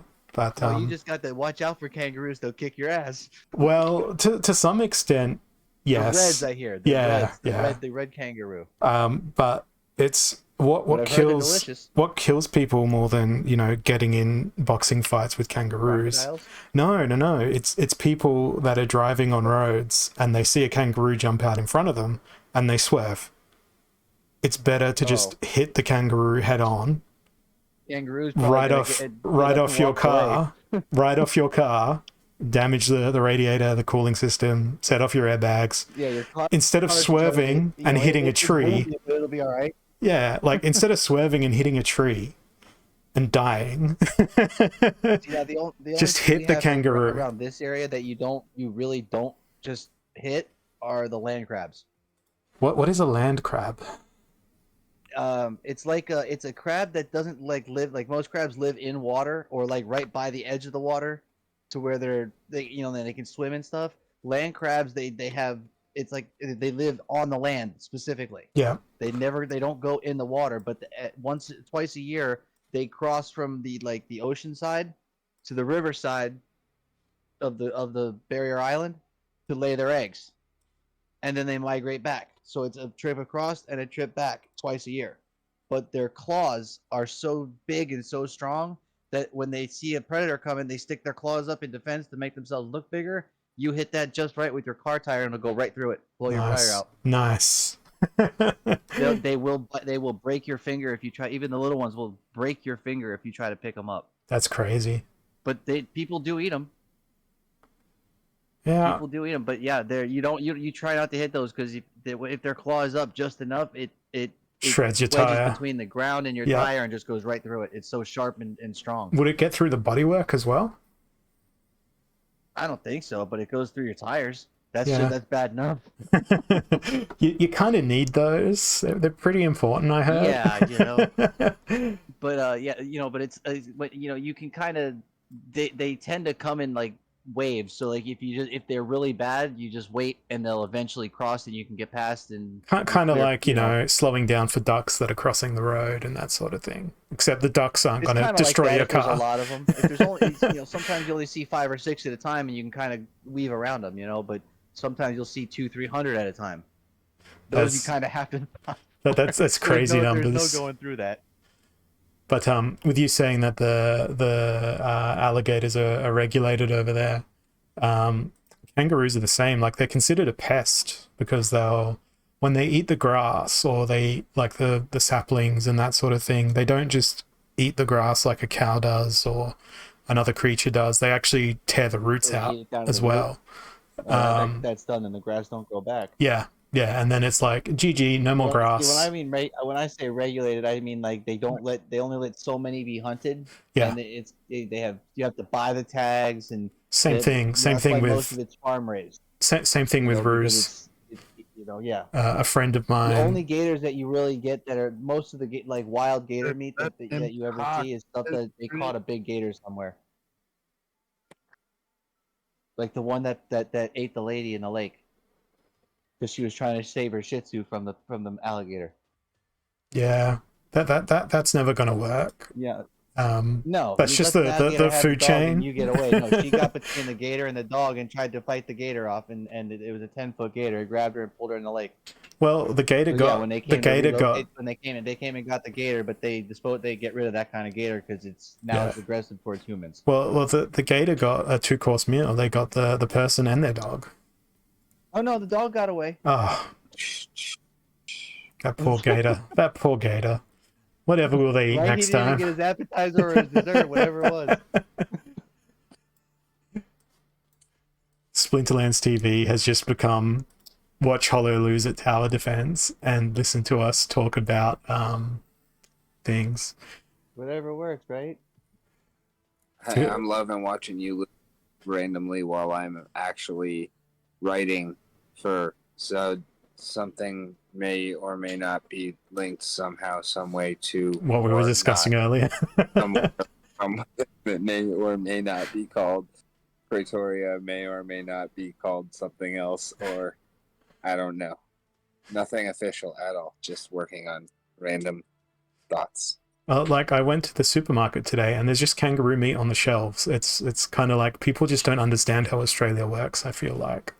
How much what do they charge per what do they got? They charge for It's, they sell by the kilogram, there, right? Not by the pound. Yeah, it's a little bit So- cheaper than beef. A little bit cheaper than beef. How how much is it per kilo? That's just 2.2 pounds. So it's I over think a few, around $17 per kilo, whereas a good cut of beef is anywhere between 24 and 50. So that's not much. That's not much Yeah. more than here. Will you let him finish a sentence, bro? But yeah, I didn't really pay attention because my wife doesn't really approve of kangaroo meats in the house because when she was a kid, her parents would always cook it up for the dogs. So she associates the smell of kangaroo meat with dog food. So she just can't handle it being in the house. So if I want to eat kangaroo, I've got to make sure she's not in the house when I cook it. And make sure the house is well aired out. It's one animal I have not eaten, but I've heard it's good. Yeah, it's really good. It's easy to overdo it because it can get tough if you overcook it. But it just tastes like a heartier sort of red meat. Have you ever eaten buffalo? Yep, I've had buffalo. It's kind of I love like buffalo. kangaroo is pretty similar to buffalo in terms of its flavor. Okay. If that's the case with kangaroo, is that the same with hot sauce? Can you cook hot sauce when she's around? Or Yeah, I can. She's good up to the level of like scorpion pepper, which is fair enough. pretty good. So, What happened now? time no. Rick's just judging my wife based on her ability to withstand hot sauce. I am not at all judging. shape, form, fashion. I am simply asking to know more about you. Who's he to talk? He thinks bell peppers burn his mouth. Mayonnaise is spicy. Yeah, it's the spiciest of all. 100%. I will have you know, sir. No, mayonnaise is certainly not spicy. It's That tangy. reminds me, I need to get an empty mayonnaise jar. You Go- are an empty mayonnaise jar, sir. No, it's for my to-do list tomorrow. I'm gonna put vanilla pudding in it and go eat it in public. That brings me to another story of, you know, my dream in my aging years when I'm an old man with a long white beard and look like a complete insane man throwing cats at people, like, you know, the crazy cat lady from The Simpsons.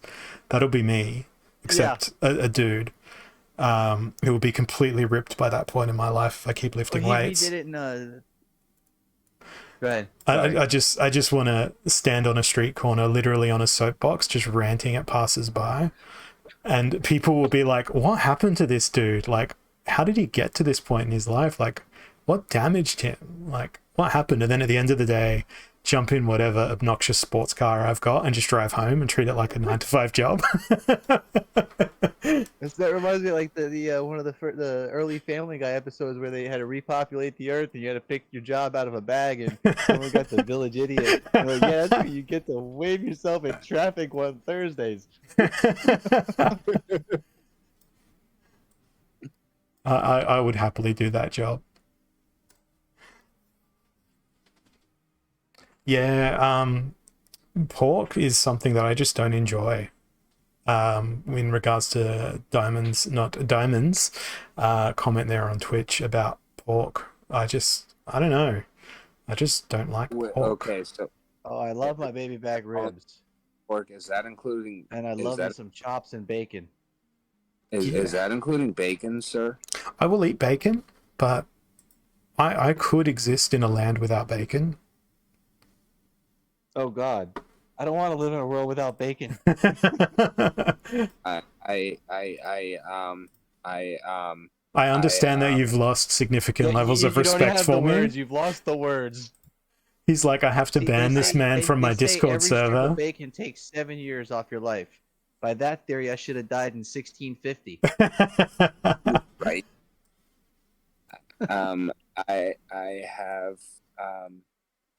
I've been known to say I could probably actually do vegetarianism if I could just add bacon. Well, wait, they have that new bacon made of vegetables. That bacon. The faking? They have that. No. Bacon is the only flavor you cannot artificially duplicate. They actually, if it's something that has true bacon flavor, it's real. It's actually bacon. You can't never been able to duplicate it. Here's my stance on all of these fake, attempts at bacon. Some of them are. I think I might win this time, guys. I won. I interrupt this rant about bacon to announce that I won. Congrats. GG. It only took me all stream for that level. Wait, so when it kept saying wave defeated, that wasn't you winning? No, that was not defeating the actual level. It was defeating the individual components of the level. Oh. Yeah. See, here I am thinking you're just going through level after level here like it's freaking Mario. No. 3-minute levels. Nice, it's about time. It took me 1 hour and 46 minutes. All right, and on that note, people who've been active in the chat in the last 10 minutes, of which there's 37 of you, Aru Temia is one of those people. And what are they going to get? Hero of the Beyond. And now, to reward all of you who are still active, the final giveaway goes to Debit64, who has the Hive username, which is the opposite of Credits64. So, surprise! Unfortunately, you get a Venari Scout, which is not so great. But that is giveaway time over for my stream. We gave away nothing riveting or fantastic or outstanding. I mean, the Eyes of the Fanged was alright. Because you get that whole, oh no, I didn't win the giveaway, and then you see the person get a common card, and you're like, yes, I didn't win the giveaway. At least that's how I feel. I don't know if anyone else feels that way. Or is that just me? It could be a common card or a legendary card, and I still go, yes, I didn't win the giveaway because I won't know what the hell to do with it. And it'll just give me a headache trying to figure it out. You see, the answer to that for you is simple. The answer is rent it, right? Yeah. Rick wins again. And now I'm gonna go and see if I can win See, then I have to figure out how to do that. That's even more. Oh man, come on! Now I have to learn something else. I'm gonna see if I can win an actual Splinterlands game now, in Wild with my modern cards. So we've got Thorns, Blast, and Up Close and Personal. Earth Splinter is available, which fills me with joy, but unfortunately my opponent has a Mylor. Fortunately, they won't play it because Thorns is part of the rule set. I really wish I had the green new summoner at max level, because then I could just play a Quora in ranked and be like troll. But Up Close and Personal, but with only 16 mana. Maybe I play Fernheart to avoid the blast altogether. And Rooney might work. Is there anything with Reflection Shield that's got low mana? Only Vanat Core. So Rooney feels like it could work. Oh man, Selenia Sky would be excellent here. I think Venatcore and Rooney, because then we don't have to worry about the Thorns or the Blast. Because I have to play stuff that's got melee as a result of this, so I may as well play Amplify. So we can't play Queen Mycelia. Is there anything else that has Amplify? Oh, we've already got an Amplify by Venatco. Venatco? That's not even his name. Venatcore. He runs a company now, Venatco. I don't know what he does. What does Venatco's company in Splinterlands sell, guys? I have no. You have Nof. Nof. I know Nof. Nof is something less than nothing. I think I'm going to go Zenith Monk in my backline. Yeah, I don't know. I'm not confident of this win. Ooh, that's a interesting enemy team. They do have the Blast Shield, but they also have the Demoralize, which means I can do basically no damage. This is pain. But my Rooney's going to do a great job. In fact, Rooney's like literally my only hope here. Because we cannot do any damage at all to Harklaw.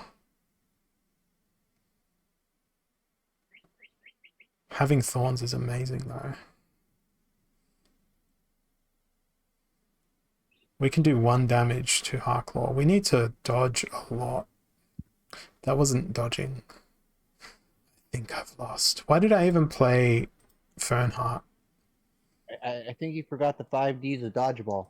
Well, I played Fernheart because it's a self-portrait of me.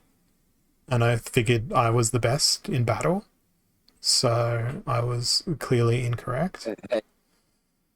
Not to interrupt, but since you are, speaking of Fernheart and whatnot, and we are, always thinking about gold, and that gold Fernheart. Yes. What did you come up with your thoughts about possibly donating a gold wraith to the cause of me maxing out my wraith? I don't have enough gold wraiths.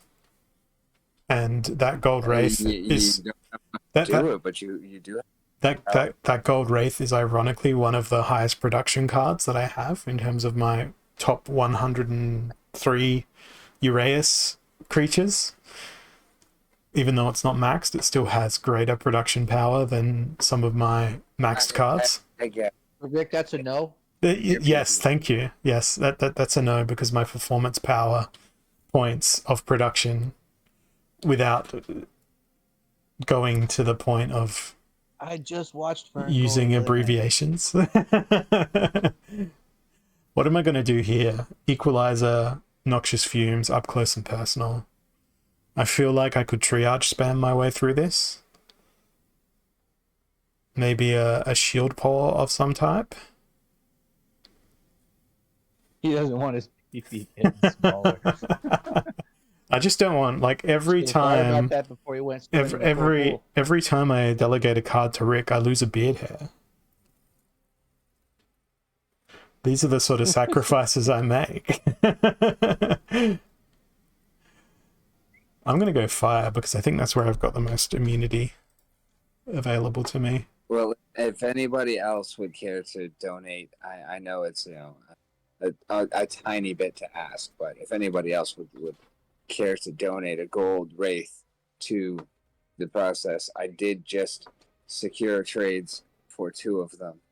I am putting my money where my mouth is on my favorite summoner, and I've got 2 of them in gold, so I can go to level 3, and I would really like to max him. Oh, you got it. Larkin sent it.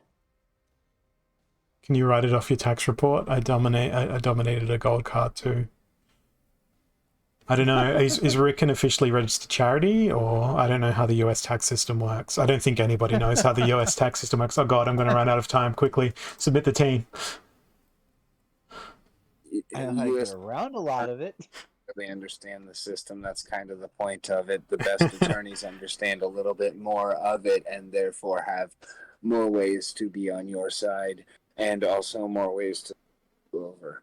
And that's kind of the entire crux of the problem and the reason why it is entirely rigged, as is everything else in the postmodern capitalism world, in favor of the large corporations who earn billions and billions and pay nothing, because it is there's write-off loopholes of those who are working and actually doing everything that produces everything required for those billions of dollars.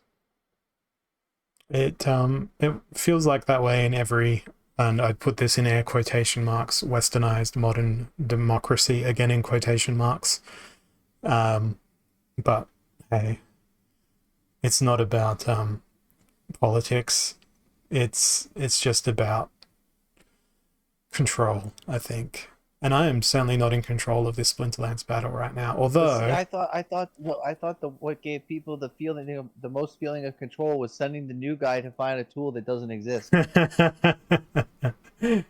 Well, that is a common thing that happens. I need you to go into the store and find me some elbow grease, please. Thanks. I think can stretcher. I think I might actually win this thanks to the martyr ability. Yeah, that was a great turnaround. I didn't think I was going to get through this battle. Martyr is amazing, isn't it? And Longtail had such staying power in that back line in that last position as well. All right, I've got 3 energy left and 4 minutes left in my stream here before Jayron, another Australian, except he's thousands of kilometers away up on the Gold Coast in Australia, whereas I'm down in South Australia. Will come and join us. He'll be pretty sad because he recently gave up all of his puppies' offspring that were puppies to other people because he couldn't have like 1 billion puppies in his house. So we'll have his sad puppy. I don't know. He talks about his dogs a lot, and Splinterlands too. And I've been standing up for 2 hours for my stream. And it feels better than sitting down. I do not know how you do that. Well, I've got an anti-fatigue mat that I'm standing on at my desk. That's the joys of working from home. I'd be able to do it. You notice that I've been like shifting my weight a lot more. I broke my back years ago, and I don't think I can physically stand that long. For me, sitting down is the one that hurts, as opposed to standing up. It's like I'm the opposite. I've got the ever increasing scoliosis because I won't have letting them put rods in my back and fuse my spine. Gotcha. I'm too young for that, man. I'm 35. I ain't doing that yet. I'm your age, dude. I'm exactly your age. and 35 doesn't feel as young as what it sounds. Like I feel like it's the. No, and it's worse It's worse when you beat yourself up as a kid because you didn't know how bad it was gonna be in 20 years. If I knew then what I know now, I wouldn't have done half the stuff I did. I would have done more worse stuff. Then I'd be in no pain. Probably because I was stupid. I don't know how this team's going to go, but it's Astral Entity with no magic. So I've just tried to make sure that I hit things properly. And looking at the enemy team, I don't think it's going to be a win for me, or at the very least my dodging functionality is not going to execute as handsomely as I'd like. But the enemies seem to have a pretty hard time making contact with my creatures on that occasion, so I love Gorlodon. Gorlodon is just one of the greatest cards ever made in Splinterlands. Gorlodon is amazing. Another one that I recognized very early on, picked up cheap, didn't realize levels. I would have already been dead, so. Love that I have maxed out now thanks to you. Oh, True Strike for the win. So apparently I've still got some level of skill. Wow, 170,000 reward points. That's crazy. 6.6 SPS for that win. And that snuck me over to 12 reward chests, which is exactly what I wanted to do. However, sadly for all of you, that will be in 5 minutes and my stream ends in 1 minute. So you won't get to see whatever rubbish I get out of those chests. But that's fair. let's see what I got out of the previous set of chests that I got, because you guys always like things that are closed chests becoming open chests, because all of these cards, they do indeed increase my production power at the end. And Nice Idris. yeah, the epic is nice. The 14 coastal sentries were nice as well. And that pack was the one that I opened earlier on the stream, which had nothing of real consequence or importance in there. So thank you all for hanging around with me for 2 hours and rambling. Thanks, Rick. Thank you, Crypto God, for hanging around too. Nice to meet you, and we'll catch you next time. Cheers. That is